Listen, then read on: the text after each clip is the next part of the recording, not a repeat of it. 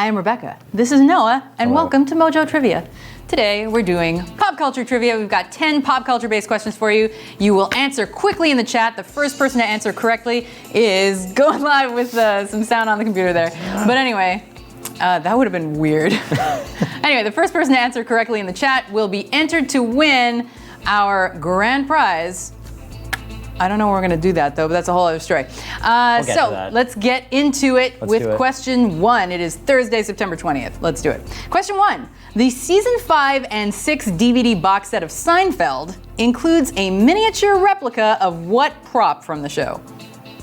This definitely now makes me want to buy a DVD box set of Seinfeld. This is like a classic episode. Spoiler alert, clues. No, Is it? It's totally a classic episode. I am excited to tell you this. The season 5 and 6 DVD box set of Seinfeld includes a miniature replica of what prop from the show? I want to talk about it, but we I know, can't we can't. We'll talk talk about it after. We'll talk quickly after. I'm just excited because it's a great thing. It's very cool, and like you said, it makes me want to buy the DVD. Yeah. Any buddy? Simon McKenna says Soup Nazi. It does not include a miniature soup Nazi. I don't know what that would be. Oh my God, I want Seinfeld like minifigs now. Eric Pollitt says pirate shirt. I will take it. Which I'll take it, sure. I'll take it. The correct terminology is the puffy shirt, obviously. But no, I'm kidding. So yes, that is, we're looking at it right now. That is the mini puffy shirt, adorable. That episode of Seinfeld aired 25 years ago. Great.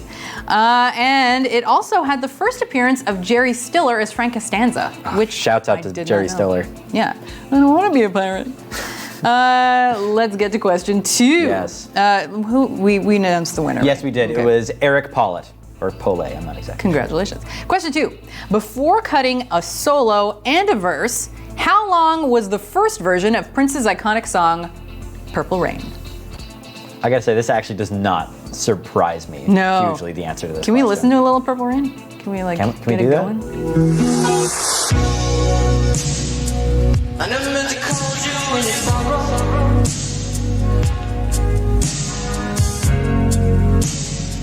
I never meant to call you when you pain.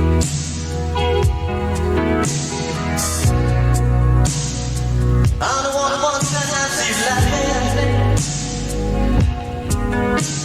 I only want to see you laughing in the purple rain. What a man. Yeah, it's a good song. Anyway, sorry, for some reason when I was off camera, I was doing like Stevie Wonder singing Purple Rain, and I don't know why. Anyway, before cutting a solo and a verse, how long was the first version of Prince's iconic song, Purple Rain? We have a couple guesses. We're kind of in the ballpark, but Yeah. no one has quite exactly and guessed to be it. clear, we are looking for the length of time in minutes. And the actual song, some people are guessing an hour and 52 minutes, Not which the might be movie. referring to the film. Yeah. We're not talking about the film. No. So we're talking about the actual song. Triforce Keyblade, great name, says 13 minutes. He was playing yesterday. I know that because he said, "Good luck, everyone." Shouts out to him. Alex Head says 19 minutes, but sadly, with 2 seconds left to go, we are out of time, and no one got this one. I would actually like to say that someone, Cyrus Dionisio, got very close. He said 10 minutes, but Rebecca, the actual answer is 11 minutes. 11 minutes. So Yes. very close, but no cigar. The final album version was 8:41 with a single version that was 4:05. The extra verse was about money, but it was cut because it didn't fit emotionally. Piano and a Microphone, 1983, a posthumous album by Prince, is released this week. So there you go. Is it really posthumous? I think he's still out there. Oh, you got like a Tupac situation? Get into it later. I got it. I actually have trivia about Purple Rain. He called the band Journey because he thought that Purple Rain, the end of Purple Rain, sounded too much like the end of Faithfully. So he's like, "Are you guys cool if I release this song that sounds exactly like your song?" And Journey's like, "Yeah, sure, do what you need." You're Prince. I mean, go for it, Yeah. please. Question 3. What was the name of the kid who won Nintendo Powers contest to be an extra in The Mask 2? I love this story. I've heard this before, and it's amazing. So I've not heard this before. Also, amazing. Yeah, I guess we'll wait to get into it until somebody submits it, but yeah, I'm just gonna ask it again. What was the name of the kid who won Nintendo Powers contest to be an extra in The Mask 2? I'd be kind of To be shocked clear, if people get this. no, I will be clear later. We'll be opaque instead. What was the name of the kid who won Nintendo Powers contest to be an extra in The Mask 2? The air quotes are very important here. I know. Somebody stop me. Is that from The Mask? Jeez Louise. No, I knew that. I knew that. I'm totally kidding.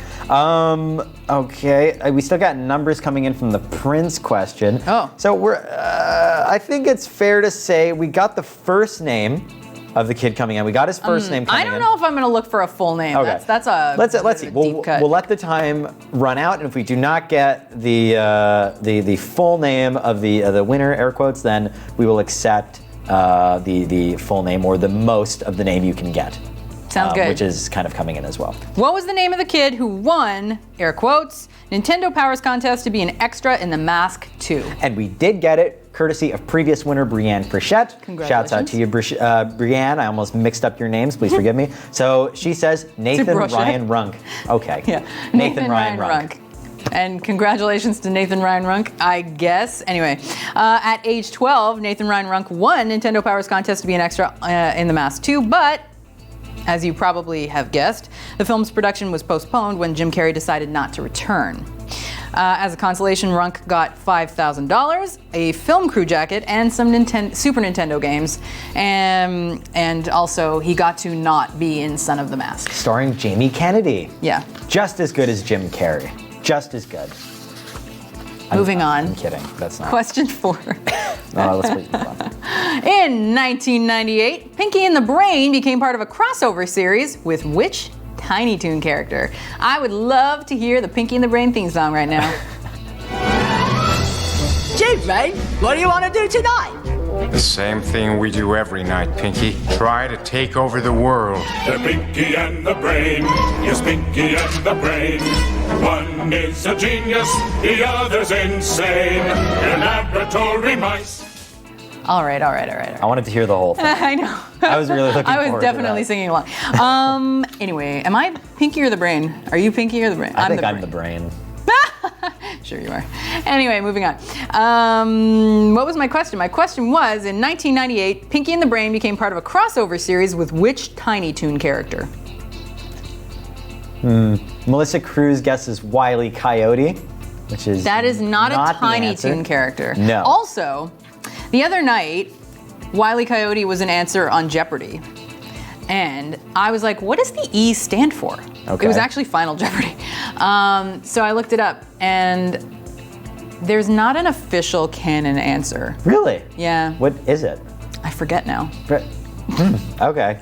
But it doesn't matter because it's not that. So in 1998, Pinky and the Brain became part of a crossover series with which Tiny Toon character? Speaking of E, the letter E, this is a segue. We actually did get it. We got the full name courtesy of Tim McGosland. That's a fantastic name. Yes, and he is a frequent player. Shouts out to Tim He McGosland. won our grand prize last week. He says Elmira Duff. It is Elmira Duff, that is correct. Under pressure from Warner Brothers to make Pinky and the Brain more like a sitcom, the producers were forced to make this crossover series. So there you go. The first show aired on September 19th, 1998, which is 20 years ago yesterday, and ended in 1999. The writers, as you can imagine, were apparently not thrilled. The theme song contains the lyrics, It's what the network wants. Why bother to complain? That's amazing. I love that. Yeah, Shouts out to I the love Animaniacs, Pinky and the Brain, all these things. They're so subversive and meta. So smart. Really great. I know. They set us up for our job. Anyway, moving on. Question 5. At age 13, Jack Black was in a commercial for which video game? Look at him! Oh my That's God. a real. I'm not going to say what I was going to say because I feel like. Big giveaway. I think you know what I'm talking about, but I'm not going to say the thing I was going to say. But I like that hat. That much I can say. I feel like the hat is helpful in this instance. Apparently. The hat is a bit of a clue.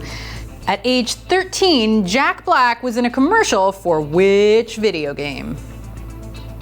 E.T. How old do you think Jack Black is? 15, 16. Currently? When is this? Oh, wow. Okay. Another one, courtesy of Tim McCausland. Whoa! Killing it today, buddy. Great stuff, dude. And he guesses correctly, Pitfall. It is Pitfall, exclamation point. Let's check out the clip. Should have really held out. Just last night, I was lost in the jungle with Pitfall Harry, surrounded by giant scorpions and man-eating crocodiles. Well, Harry and I just grabbed the van, swung through the trees, and over the tarp. He's so cute. I can't deal with it. It's amazing. What I was going to say is that it would have made sense that it looks like a commercial for Jumanji a little bit, but I felt like that kind of would have given it away, and I showed self-restraint and I did not say it. Good for you. So, Commercial for Pitfall on the Atari 2600 was Jack Black's first TV role, and The House with a Clock in Its Walls, which stars Black with a beard, I think. Yes, opens bearded this Black. week. So he looks very different. looks fantastic. I love Jack Black. Anyway, let's go to question 6. Which fictional character received an Emmy nomination for this documentary? So, Jim, Yes. how would you start this movie? Good evening, ladies and gentlemen. My name is Jim Carrey, and how are you this evening? Alrighty then. Finding out you have something special and it gets a reaction. That's how I got attention and love. There you go. Alrighty then. Alrighty then. Yeah. I was just watching that SNL sketch where it's like the Jim Carrey family reunion. That's funny. And then Jeff Daniels shows up as like the Lloyd Christmas inspiration. And I just wanted to share that because it's a Which fictional character received an Emmy nomination for the documentary that we just saw the trailer for?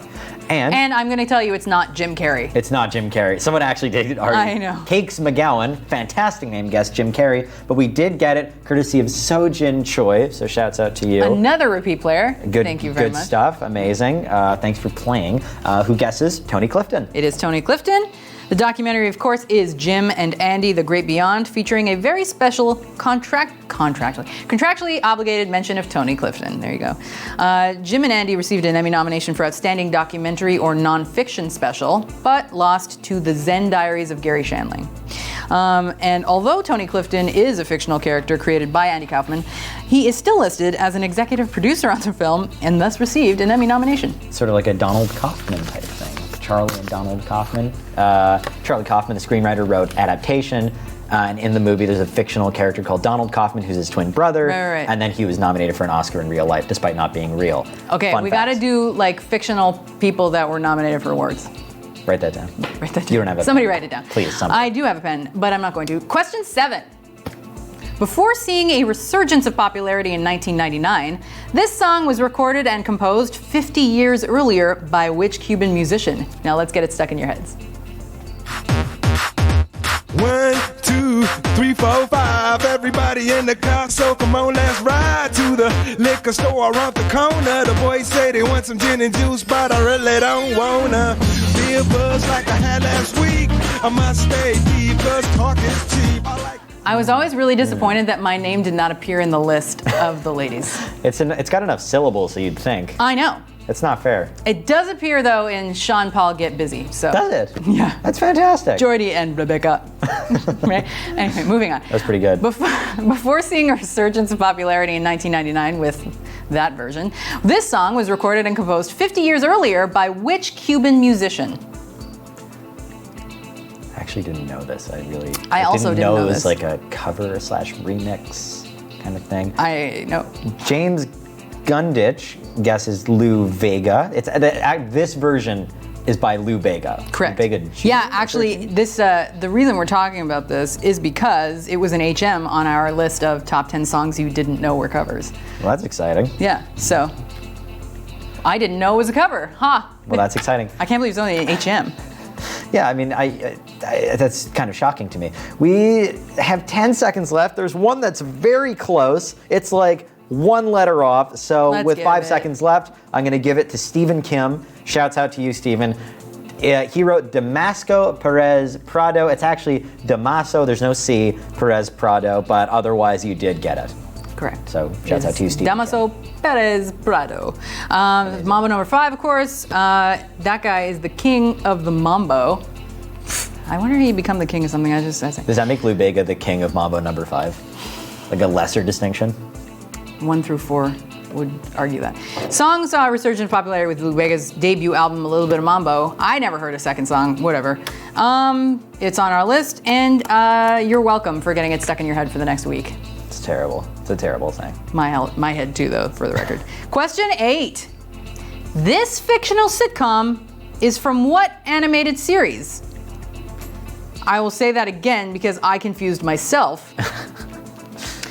This fictional sitcom is from what animated series?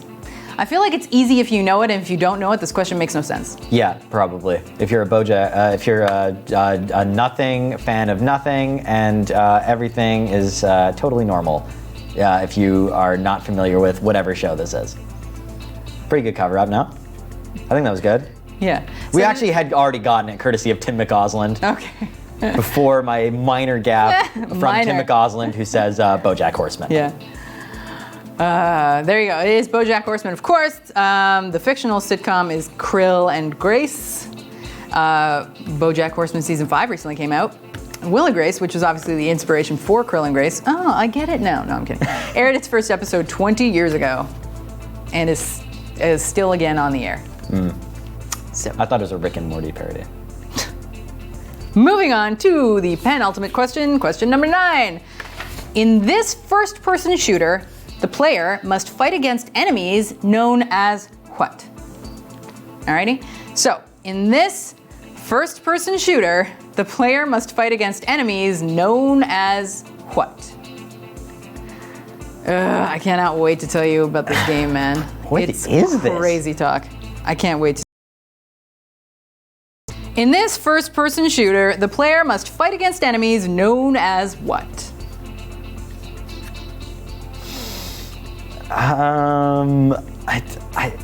What is this? Do you know what this is? I do. Are you familiar with the property? Vaguely. We're getting a lot of guesses of the same thing. We're getting multiple answers. Blitzy, David Grosh, Feeding Frenzy 91, and many other people are guessing. They're just saying waffles. They all say waffles. So it's not a waffle. It's not a waffle. It's not even a waffle. Not even close, really. I don't even know if I can not. I feel like I can tell you what it is instead of a waffle, because it's not gonna help you. But Joel Roberts says waffle bots. All right, we got 20 seconds left, so I'm gonna tell you what they are instead of waffles. It is Chex cereal. Right. It is a video game called Chex Quest about Chex cereal, and we are looking for the enemy name in this. And we did get it. Guess who got it? Tim McCausland. He did, and the answer is phlemoids? I have phlemoids with multiple question marks because I do not know how to pronounce it. Yeah, so phlemoids are cereal. No, let me try this again. Phlemoids are cereal-eating creatures from another dimension and the antagonists of Chex Quest, which was basically the cereal version of Doom, which I apparently it's not as bad as you think a video game that comes in your cereal box would be. Are you kidding? That sounds fantastic. It was just a reskinned version of Doom. So that sounds great. I don't know. I would play that. It's cereal. Question 10. Yes. What department store retailer gave out this VHS tape to promote video games in the late 90s? Let's check it out. Good guys. Really good guys.